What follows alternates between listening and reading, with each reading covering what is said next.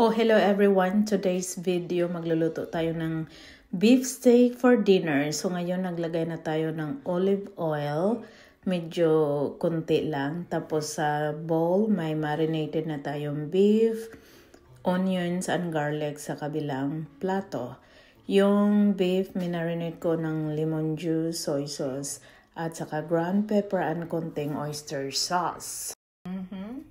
So yan, mainit na. Ilagay na natin ang ating sibuyas. Sibuyas palagi ako una kasi ang garlic, mabilis yan masunog. Kung masunog yung garlic, pait. O, ganyan lang tayo magluto. Okay pa more. May pay sibuyas na okay. May hugot. So yan, lagyan natin ng garlic salt pang palasa. Yan ang palagi kong ginagawa. Lagyan ng kunting garlic salt, yung sibuyas at ahos. So, ang ating beef, binarinate ko ito ng kunting lemon juice, ground pepper, soy sauce, at kunting oyster sauce. So, ilagay na natin. Hala, ang lakas ng apoy. Pahinaan natin. Baka masunog. Yan. Halo-haloin. Ngayon, pwede na natin yan palakasan konti. So, i-mix lang natin to bago natin takpan. Alright, so, na-mix na natin. Nagpakulo ako ng tubig. Sabuan natin ng tubig hanggang umapaw para pangpalambot sa ating karne. Then, hayaan natin siyang kumulo hanggang maluto. Then, later na natin timplahan kapag luto na yung karne. Alright? Alright, so habang nagpapalambot ng karne, hiwa tayo ng patatas kasi gusto ni Mr. may patatas yung beef steak ko. Kung ako lang kakain, hindi ko nalalagyan ng patatas. Wala tayong bell pepper today, kaya walang bell pepper ang beef steak na to. Kahit 2 patatas lang, para lang kay Apam.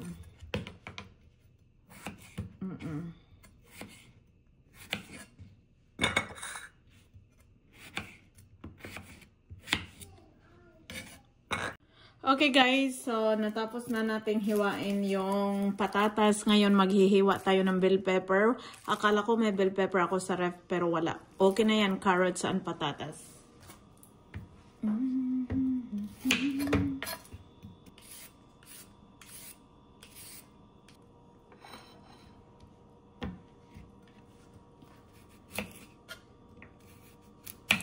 Wala nang design ni guys, basta maluto lang, no?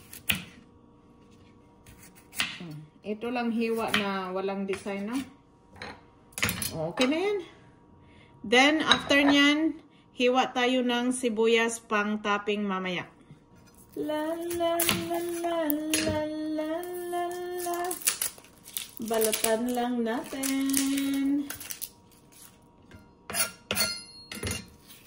La la la la la la.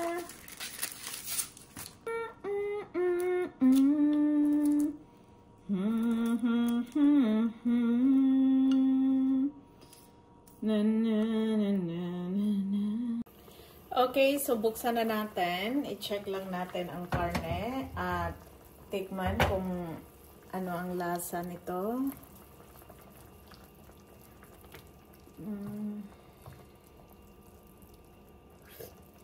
Matabang. Ilagay na natin ang ating sekreto.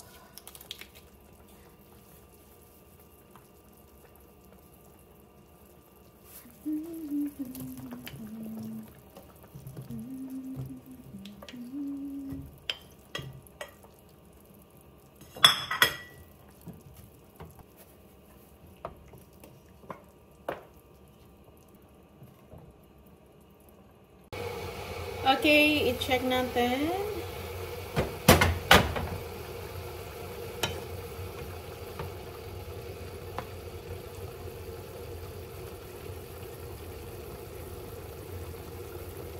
Ay, gahi pa.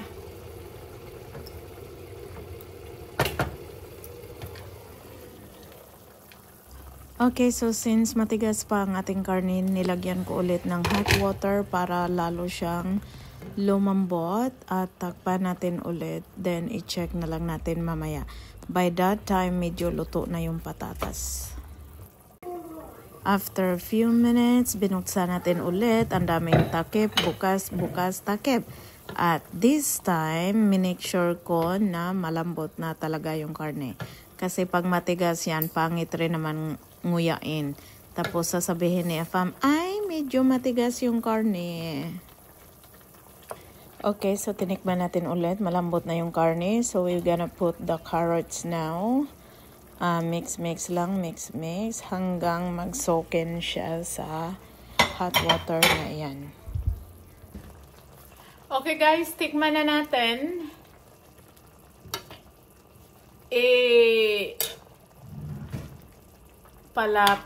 Ughon lang nato ang sabaw gamay. Gidugangan akong sabaw ganina kay medyo gahi pa ang karne. So karon ato rang lutoon ang carrots. Dayon atong ibutang ang sibuyas.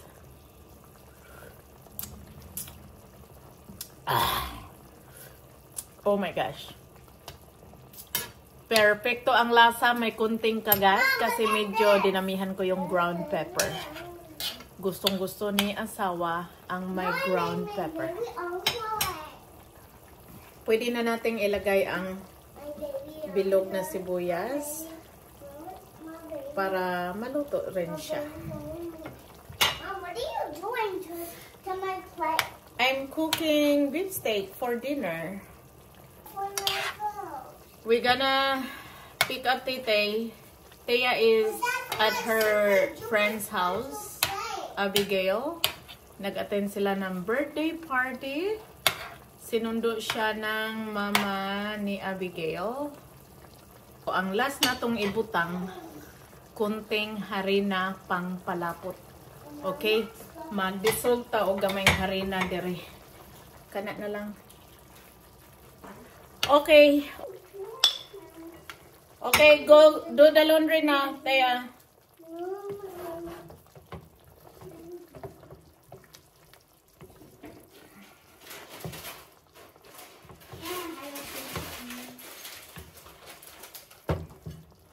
Do the laundry na ko eh. Did you save the guacamole? Yeah. No, there's no guacamole. I think Daddy finished it this morning. Okay, let's do the final taste. Ready? Okay, kakain na daw si ate. You want some rice, ate? No. No rice for you? Yeah. Can I open this? Okay. Guacamole. Alright guys, ready na ang ating beef steak. Taran! Thank you for watching!